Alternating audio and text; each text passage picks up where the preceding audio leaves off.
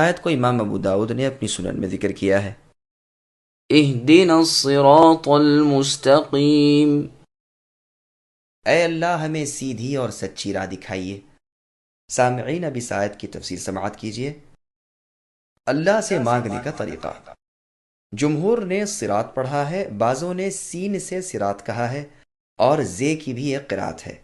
فرا کہتے ہیں بنی عذرا اور بنی کلب کی قرات ہی ہے۔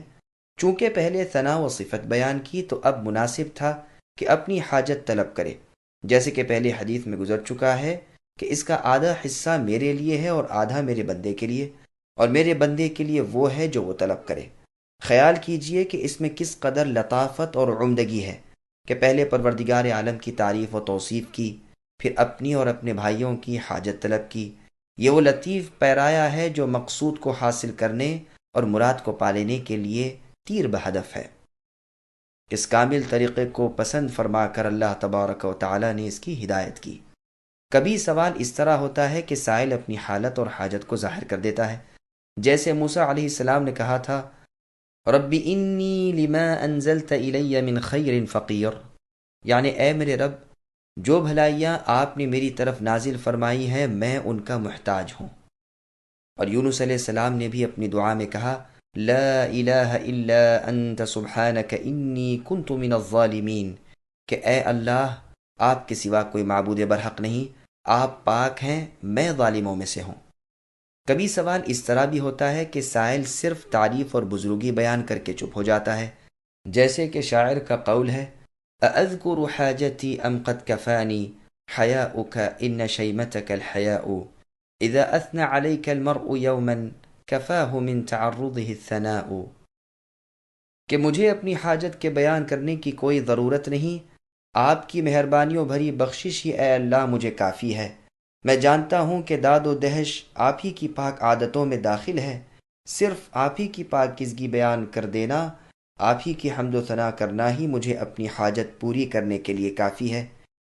ہدایت کے معنی یہاں پر ارشاد اور توفیق کے ہیں۔ کبھی تو ہدایت فی نفسی ہی متعدی ہوتی ہے، جیسے یہاں ہے تو معنی الہمنا وفقنا ارزقنا اور اعطینا، یعنی ہمیں اے اللہ ارشاد فرمائیے، ہمیں توفیق دیجیے، ہمیں رزق عطا کریں، ہم کو دیجیے۔ دوسری جگہ ہے وہدیناہ النجدین، یعنی ہم نے انسان کو دونوں راستے دکھائے، بھلائی اور برائی دونوں کے۔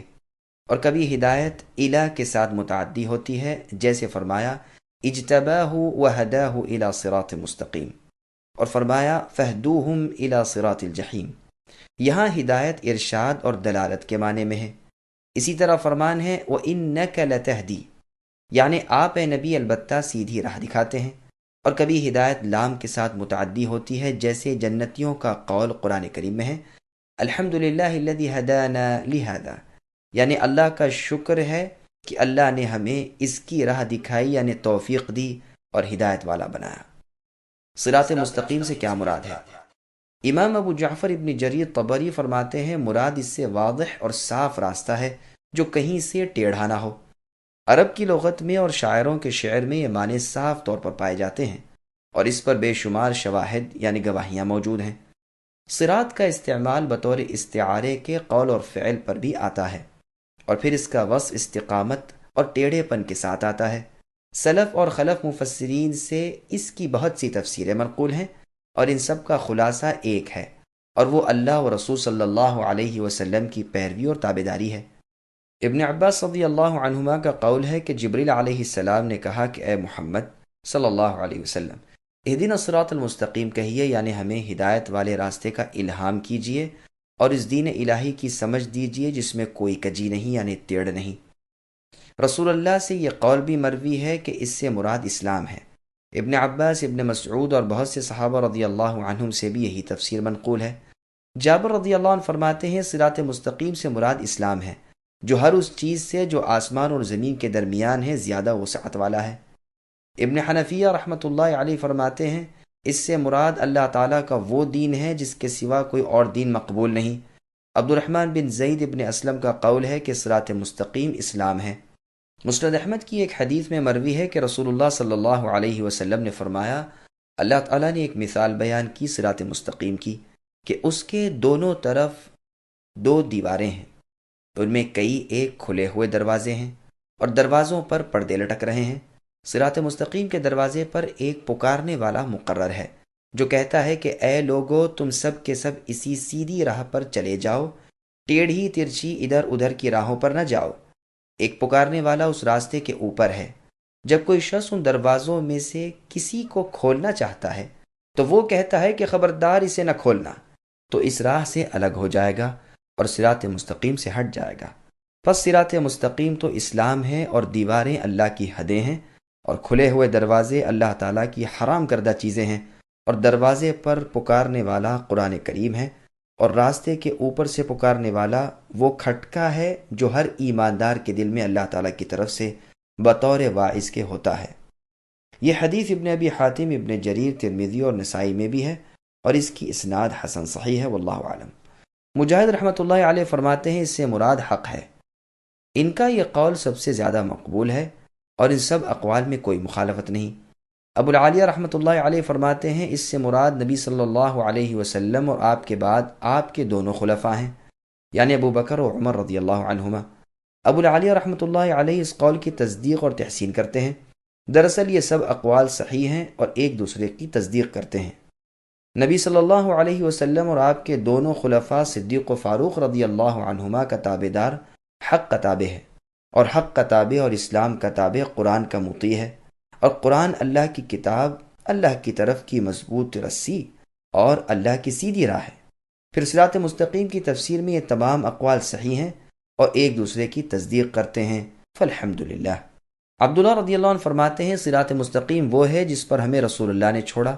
امام ابو جعفر ابن جریر طبری رحمۃ اللہ علیہ کا فیصلہ ہے کہ میرے نزدیک اس آیت کی سب سے بہترین تفسیر یہ ہے کہ انہوں نے کہا کہ ہم توفیق دیے جائیں اس چیز کی جو باری تعالیٰ کی مرضی کی چیز ہو اور جس پر چلنے کی وجہ سے رب تعالیٰ اپنے بندوں سے راضی ہوئے ہوں اور ان پر انعام کیا ہو۔ صراط مستقیم یہی ہے، اس لیے کہ جو شخص اس چیز کی توفیق دیا گیا جس کی توفیق اللہ کے نیک بندوں کو تھی، جن پر اللہ تعالیٰ کا انعام ہوا تھا، اور جو نبی اور صدیق اور شہید اور صالح لوگ تھے، وہ اسلام کی اور رسولوں کی تصدیق کی اور کتاب اللہ کو مضبوط تھام رکھنے کی اور اللہ تعالیٰ کے احکام کو بجا لانے کی اور اللہ کے منع کیے ہوئے کاموں سے رک جانے کی، اور نبی کریم صلی اللہ علیہ وسلم اور آپ کے چاروں خلیفاؤں یعنی ابو بکر، عمر، عثمان و علی رضی اللہ عنہم اور تمام نیک بندوں کی راہ کی توفیق دیا گیا، تو یہی صراط مستقیم ہے۔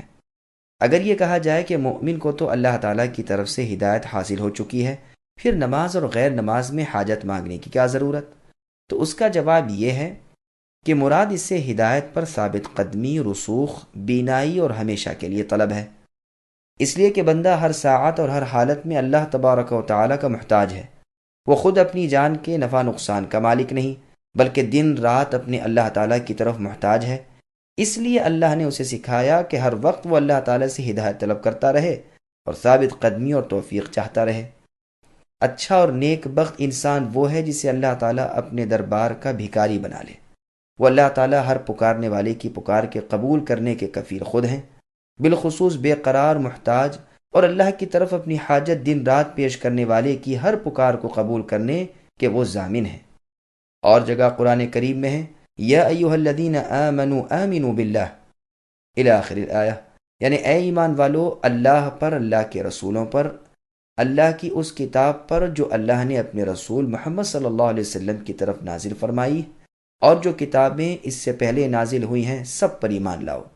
اس آیت میں ایمان والوں کو ایمان لانے کا حکم دینا ایسا ہی ہے جیسے یہاں ہدایت والوں کو ہدایت کی طلب کا حکم دینا۔